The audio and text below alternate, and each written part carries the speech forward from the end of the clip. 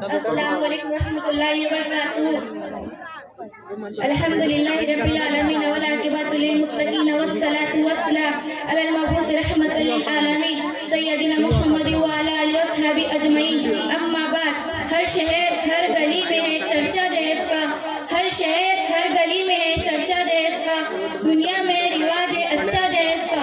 लड़के का जन्म होते ही कहता है फख्र से, लड़के का जन्म होते ही कहता है फख्र से, 1 लाख का टिकट है बच्चा जहेज का। लड़की के वालिदैन की नींदें हराम है, लड़की के वालिदैन की नींदें हराम है, जब से सुना है शहर में चर्चा जहेज का। बिरादरान इस्लाम और मेरे नौजवान दोस्तों, एक वो दौर था जब लड़कियों की पैदाइश को जिल्लत और खारी का वजूद तस्वुर किया जाता था। किसी सबब से लड़कियों के पैदा होती जिद्दत पर गौर कर दिया जाता था। लड़कियां इंसान नहीं हैवान तस्वुर की जाती थी। ससुराली रिश्ते जलील समझे जाते थे। लड़कियों के लिए माशरे में कोई जगह नहीं थी। लेकिन एक वो दौर भी आया कि औरतें और लड़कियां अपने वजूद पर फख्र करने लगी, अपने को मर्दों के लिए सरमाए रहमत नहीं बल्कि माए रहमत गर्दाने लगी, अपने